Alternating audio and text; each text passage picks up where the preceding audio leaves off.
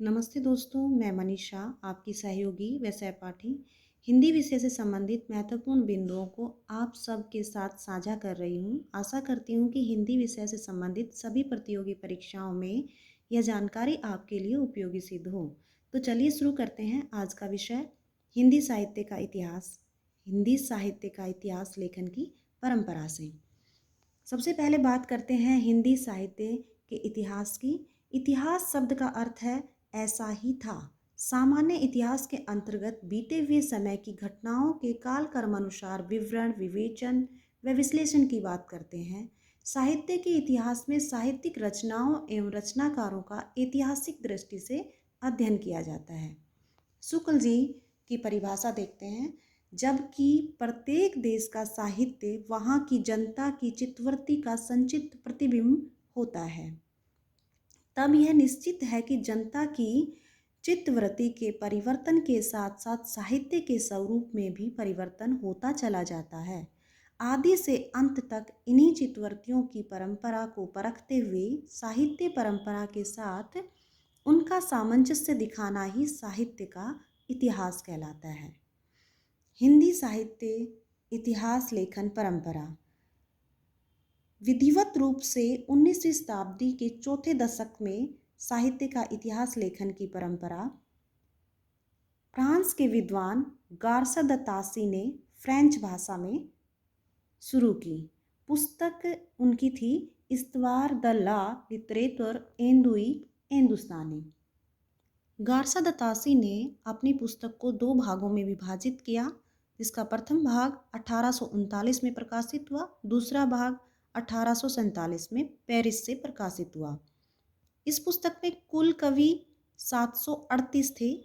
हिंदी के कवि मात्र 72 थे और शेष कवि थे वो उर्दू के थे 666।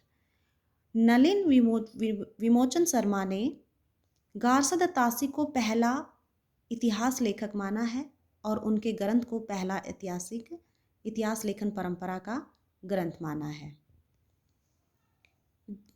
गार्सा द तासी के ग्रंथ का हिंदी में अनुवाद डॉक्टर लक्ष्मी सागर वार्ष्णेय ने किया 1952 ईस्वी में। उनकी जो अनुवादित पुस्तक थी उसका नाम था हिंदुई साहित्य का इतिहास। हिंदी साहित्य लेखन परंपरा में हिंदी भाषा में लिखा प्रथम ग्रंथ था 1873 में लिखा गया भाषा काव्य संग्रह। ये महेश दत्त शुक्ल द्वारा लिखा गया। नवल किशोर प्रेस लखनऊ से प्रकाशित हुआ। हिंदी भाषा में लिखा दूसरा महत्वपूर्ण ग्रंथ शिव सिंह सरोज था, जिसके लेखक शिव सिंह सेंगर थे। यह 1833 में प्रकाशित हुआ। इस ग्रंथ में 838 कवियों का वर्णन है। एशियाटिक सोसाइटी ऑफ बंगाल की पत्रिका के विशेषांक के रूप में ग्रियर्सन ने the modern vernacular literature of Hindustan नाम से अपना ऐतिहासिक ग्रंथ लिखा। सन 1888 ईस्वी में प्रकाशित हुआ। अंग्रेजी में लिखा गया था। इसमें 952 कवियों का वर्णन किया गया है। सच्चे अर्थों में ग्रियर्सन के इतिहास को हिंदी साहित्य का पहला इतिहास ग्रंथ माना जाता है तथा इन्हें साहित्य इतिहास लेखन की नींव कहा जाता है। डॉक्टर किशोरी लाल गुप्त ने ग्रियर्सन के ग्रंथ का हिंदी अनुवाद 1957 में हिंदी साहित्य का प्रथम इतिहास नाम से किया। जॉर्ज ग्रियर्सन ने कवियों और लेखकों का कालक्रम के अनुसार वर्गीकरण व उनकी प्रवृत्तियों का उल्लेख किया। जॉर्ज ग्रियर्सन ने पहली बार हिंदी साहित्य का भाषा की दृष्टि से क्षेत्र निर्धारण करते हुए संस्कृत, पाली एवं अरबी भाषा मिश्रित उर्दू को उससे अलग किया।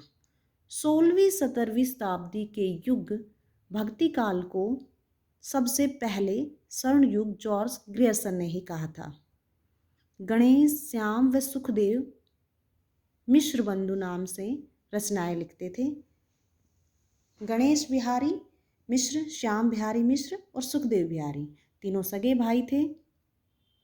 इन्हीं मिश्र बंधुओं ने मिश्र बंधु विनोद नाम से इतिहास ग्रंथ लिखा।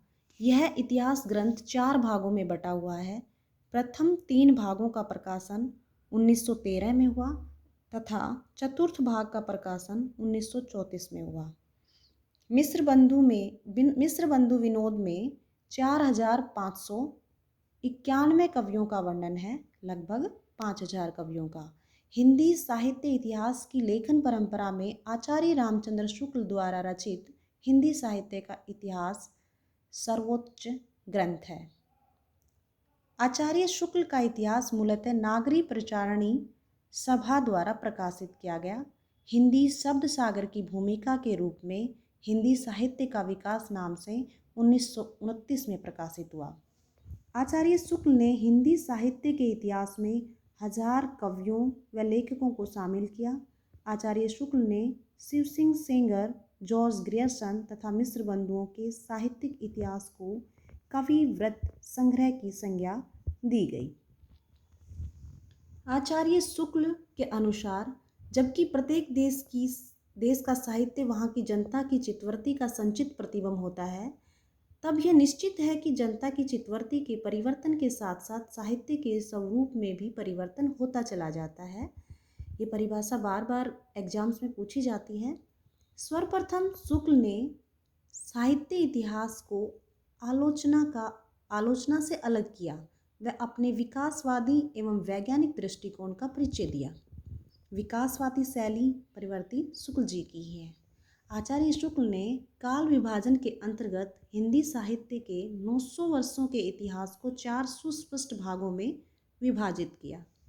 आचार्य शुक्ल ने अपने इतिहास में पहली बार कवियों और साहित्यकारों के जीवन चरित्र के स्थान पर उनकी रचनाओं के साहित्यिक मूल्यांकन की प्रमुखता दी।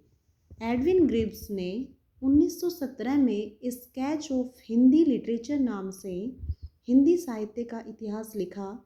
इन्होंने हिंदी साहित्य के इतिहास को 5 भागों में विभाजित किया। यह अंग्रेजी भाषा में लिखा गया था। पादरी F.E. केई ने 1920 में ए हिस्ट्री ऑफ हिंदी लिटरेचर नाम से हिंदी साहित्य का इतिहास लिखा। यह भी अंग्रेजी भाषा में लिखा गया था। यह ग्रंथ 4 कालों में विभक्त है। तज़किरा-ई-शुअराई हिंदी 1848 में लिखा गया इतिहास ग्रंथ है। यह मुसलमान मौलवी करीमुद्दीन द्वारा लिखा गया हिंदी ग्रंथ है। इसमें कुल कवियों की संख्या 1004 है तथा हिंदी के 62 कवि हैं। इस ग्रंथ में पहली बार काल विभाजन का ध्यान रखा गया। डॉक्टर रामकुमार वर्मा ने हिंदी साहित्य का आलोचनात्मक इतिहास नामक ग्रंथ 1938 में लिखा। इस इतिहास ग्रंथ में 693 ईस्वी से 1693 ईस्वी तक का वर्णन है। 2 भागों का वर्णन है तथा 3 और 4 भाग का केवल नामकरण है। इस संपूर्ण ग्रंथ को 7 प्रकरणों में विभक्त किया गया है। साहित्य का आरंभ 693 ईस्वी से माना। संधि काल से भक्ति काल तक का वर्णन मिलता है। शंभु को हिंदी का पहला कवि माना है और यह अब तक अधूरा है। नागरी प्रचारणी सभा ने हिंदी साहित्य के वृद्ध इतिहास का प्रकाशन 16 भागों में किया है। धन्यवाद। आशा है आपको ये वीडियो पसंद आए।